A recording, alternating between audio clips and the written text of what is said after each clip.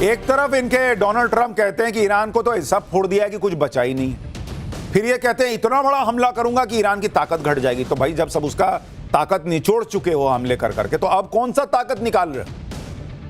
बोलो ना कि तुम्हारी इज्जत जो है वो मिट्टी में मिल रही है।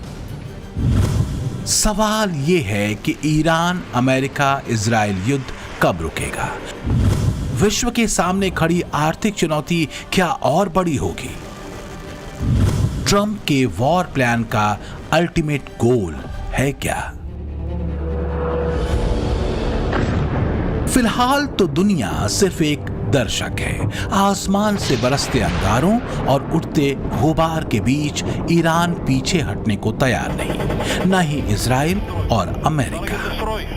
ईरान ने युद्ध के तीसरे हफ्ते के बाद एक बड़ा हमला इजराइल के न्यूक्लियर रिसर्च सेंटर वाले शहर दिमोना में किया है। मिसाइल हमले में 40 से ज्यादा लोग घायल हुए हैं। हालांकि आईएईए ने किसी भी तरह के रेडिएशन से इनकार किया है, लेकिन फिलहाल जो असली टेंशन है वो है स्ट्रेट ऑफ हॉर्मुज, जिसे ईरान ने बंद कर रखा है अमेरिका और अपने दुश्मन देशों के लिए।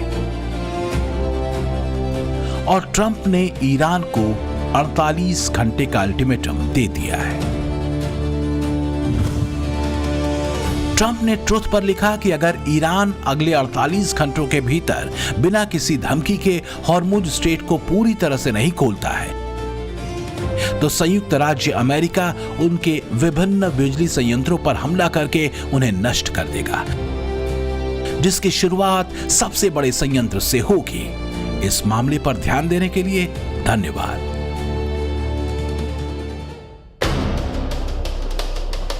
क्या ये ट्रंप की सिर्फ गीदड़ भभकी है या वाकई ट्रंप ऐसा करने जा रहे हैं? अगर ईरान ने हॉर्मुज स्ट्रेट को नहीं खोला तो क्या होगा? लेकिन ऐसा करना ईरान के लिए दुनिया पर बनाए गए प्रेशर को कमजोर करने जैसा होगा, और इसके बाद एक तरह से ईरान को अमेरिका और इजराइल के और घातक हमलों के लिए खोल देना होगा। क्योंकि हॉर्मुज स्ट्रेट को ईरान अब तक एक शील्ड की तरह इस्तेमाल कर रहा है। हॉर्मुज स्ट्रेट को बंद कर ईरान की कोशिश अमेरिका और इजराइल पर वैश्विक दबाव बनाने की है। हॉर्मुज स्ट्रेट बंद होने से तेल की कीमत जो पहले 70 से $75 प्रति बैरल थी, वो 110 से $126 प्रति बैरल तक पहुंच चुकी है।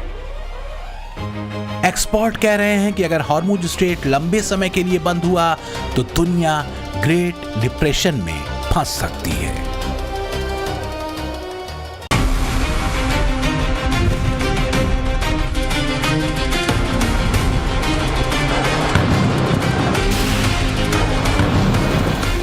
ट्रंप खुद तो फंसे ही हैं, दुनिया को भी मुसीबत में फंसा चुके हैं। हालांकि ट्रंप को अब ये समझ आने लगा है कि जंग में उतरना और जंग से बाहर निकलना दो अलग बात है।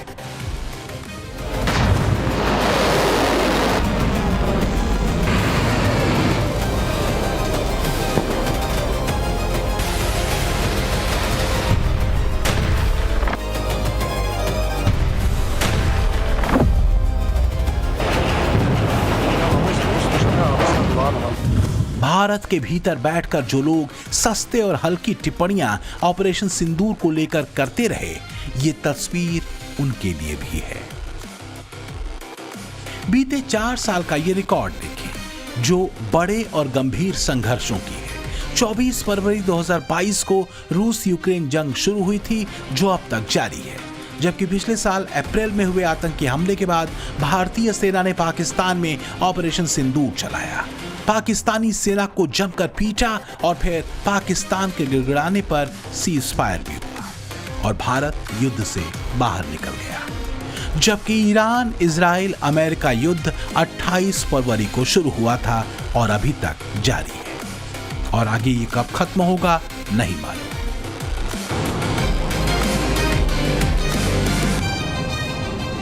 ट्रंप लाख डींगे हाँक ले, लेकिन वो भी जानते हैं कि ईरान अब उनके गले का वो निवाला बन चुका है जिससे वो न निगल सकते हैं और ना ही उगल सकते हैं। हाँ, फेस सेविंग के लिए लंबे चौड़े उलूल जुलूल तर्क जरूर लड़ सकते हैं और वो वही कर भी रहे हैं।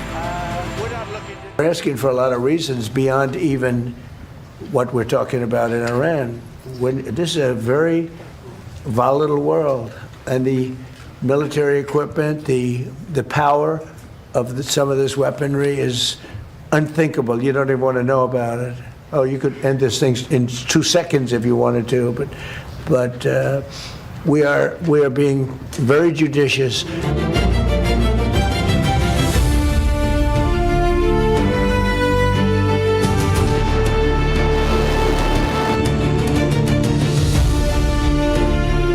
ये सच है कि ईरान की हैसियत अमेरिका के सामने कुछ भी नहीं, ठीक वैसे ही जैसे भारत के आगे पाकिस्तान की औकात। लेकिन अमेरिका ईरान के ट्रैप में फंस चुका है। ईरान छोटे छोटे हमले करके और युद्ध लंबा खींचकर अमेरिका को आर्थिक और सैन्य दोनों नुकसान पहुंचाने की रणनीति पर काम कर रहा है।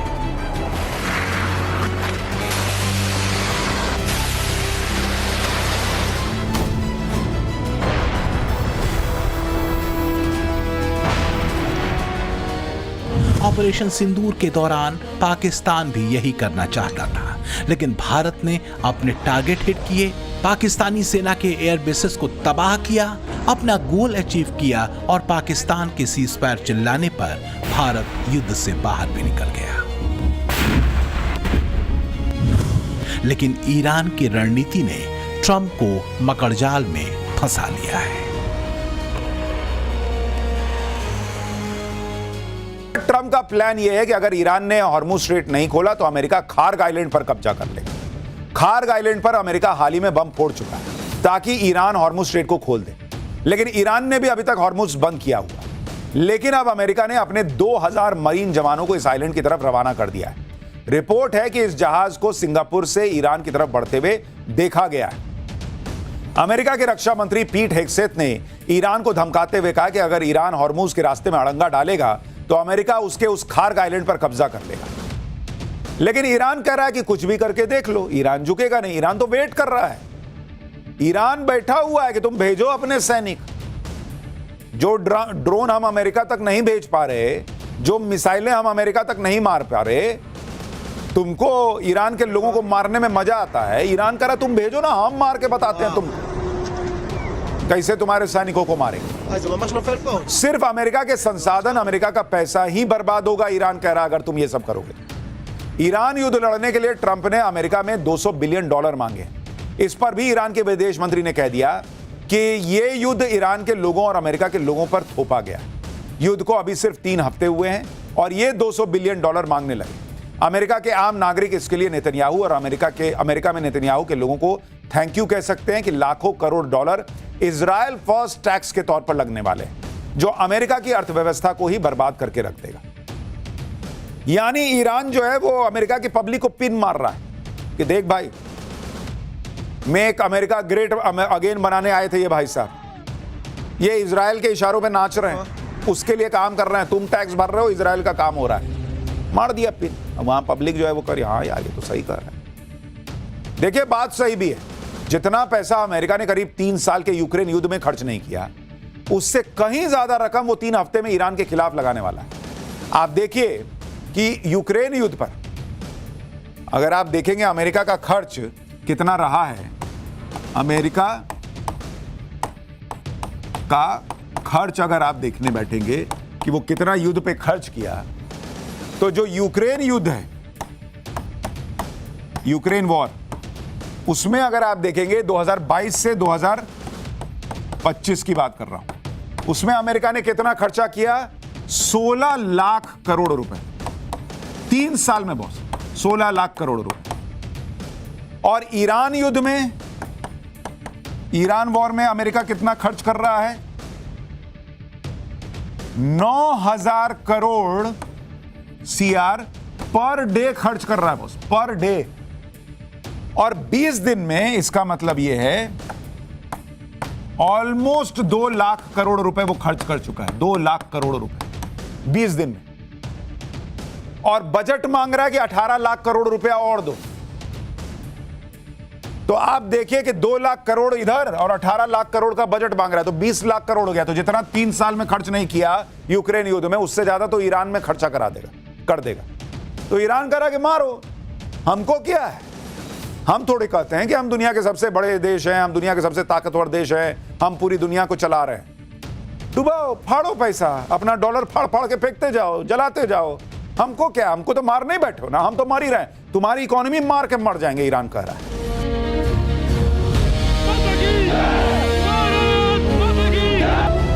चाहे युद्ध हो या कूटनीति, चाहे आर्थिक संकट का दौर हो या फिर महामारी, मोदी की नीति ग्लोबल लेवल पर अचूक साबित हुई है। खासकर मुश्किल दौर में चल रहे विश्व के लिए यह किसी सफल डॉक्ट्रिन से कम नहीं। आजमाई गई मोदी डॉक्ट्रिन। यही वजह है कि ईरान युद्ध में शांति की कोई राह अगर दुनिया को दिख रही है तो वो राह भारत से होकर जाती है। पश्चिम एशिया में जारी तनाव के बीच ईरान के राष्ट्रपति मसूद पेजेकिशियान ने शनिवार को पीएम मोदी से टेलीफोन पर बात की। इस दौरान दोनों नेताओं ने द्विपक्षीय संबंधों के साथ साथ क्षेत्रीय और अंतर्राष्ट्रीय घटनाक्रमों, खासकर अमेरिका इजराइल की ओर से ईरान के खिलाफ जारी सैन्य कार्रवाइयों के बारे में चर्चा की। ईरान का रुख साफ है, वो किसी भी कीमत पर अपनी रक्षा करेगा। पीएम मोदी से फोन पर बातचीत में पेजेकिशियान ने कहा कि ईरान वैश्विक नेताओं के साथ फोन पर या आमने सामने बातचीत करने के लिए हमेशा तैयार है, ताकि उसके शांतिपूर्ण परमाणु कार्यक्रम की निगरानी और सत्यापन को सुनिश्चित किया जा सके। उन्होंने पश्चिम एशिया के देशों के साथ मिलकर एक क्षेत्रीय सुरक्षा ढांचा बनाने का प्रस्ताव भी रखा, जिसका उद्देश्य बिना बाहरी हस्तक्षेप के सहयोग के जरिए शांति और स्थिरता स्थापित करना हो। पीएम मोदी ने शांति और वार्ता से मौजूदा तनाव को हल करने की बात ईरानी राष्ट्रपति पेजेशिकियान से की। इसके साथ ही मोदी का फोकस स्ट्रेट ऑफ हॉर्मुज के तनाव को भी कम करने पर रहा। अगर देखें तो हॉर्मुज स्ट्रेट की टेंशन से तेल और एलपीजी जहाजों की आवाजाही पर असर पड़ा है, जिससे तेल के दामों में जबरदस्त उछाल आया है। 23 से 16 मार्च के बीच ऑस्ट्रेलिया में तेल के दामों में 32% की बढ़ोतरी हुई, अमेरिका में 24%, सिंगापुर में 21%, स्पेन में 19%, जबकि इसके उलट भारत और ब्राजील में ईंधन कीमतों में फिलहाल कोई बढ़ोतरी नहीं हुई, क्योंकि यहाँ दाम सरकारी नियंत्रण में है। प्रीमियम पेट्रोल के दामों में 2 रुपए की बढ़ोतरी को छोड़कर।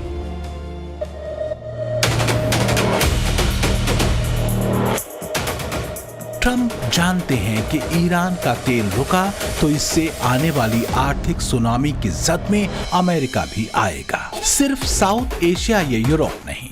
यही वजह है कि ट्रंप ने ईरानी तेल पर लगे अमेरिकी प्रतिबंध को भी हटा दिया, ताकि दुनिया ईरान के तेल को खरीदे और तेल की कीमतें स्थिर रहें, वैश्विक मंदी का दौर न आए, क्योंकि तेल संकट कई सेक्टर्स में तबाही लाएगा। बड़ी बड़ी मैगजीन और अखबार लिख रहे हैं कि ये ट्रंप का ऑपरेशन एपिक फ्यूरी नहीं है, एपिक फेलियर दिख रहा है। दुनिया की बड़ी मैगजीन इकोनॉमिस्ट ने अपने कवर पेज पर ट्रंप की आंखें बंद किए हुए फोटो दिखाते हुए लिखा कि ऑपरेशन ब्लाइंड फ्यूरी। इसको दिख ही नहीं रहा है कर क्या रहा है ये आदमी। ये सब बातें इसलिए हो रही हैं क्योंकि ट्रंप क्या कह रहे हैं, ट्रंप क्या कर रहे हैं, ये किसी को समझ में नहीं आ रहा और उनको भी नहीं आ रहा है। ट्रंप जिस रूस के तेल से सबसे ज्यादा नफरत करते थे, उस तेल पर दुनिया से कह दिया कि जाओ जाके खरीद लो। ईरान के जिस तेल पर अमेरिका ने सैंक्शन लगा रखा था, अब अमेरिका उसके बारे में क्या कह रहा है सुनिएगा, आपका दिमाग हिल जाएगा। कह रहा है कि उस पे से भी सैंक्शन हटा देंगे, जो समुद्र में ईरान का तेल खड़ा है, जहाज में पड़ा है, कह रहा है उस पे से भी सैंक्शन हटा देंगे, वो भी ले लो। क्या हालत हो गई तुम्हारी अमेरिका, क्या हालत हो गई है सोचिए। रूस को मारने चले थे, रूस को मार नहीं पाए। रूस यूक्रेन युद्ध रुकवाने चले थे, वो रोक नहीं पाए। चाइना को डैमेज करने चले थे, वहां जिनपिंग हंस रहा है क्या किया ये आदमी। और यहां ईरान से लड़ रहे हो और दुनिया से कह रहे हो कि ईरान का तेल भी खरीद लो भाई। ऐसा तो उसी एक जानवर के साथ होता है जो अपना पूंछ पकड़ने के लिए गोल गोल घूमता, पकड़ नहीं पाता। वही अमेरिका का हाल हो गया।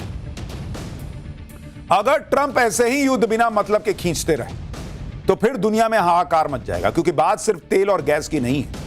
अगर आप ओवरऑल दुनिया के हालात देखेंगे तो खाड़ी देशों से आने वाले फर्टिलाइजर की कमी की वजह से फूड क्राइसिस को खतरा है।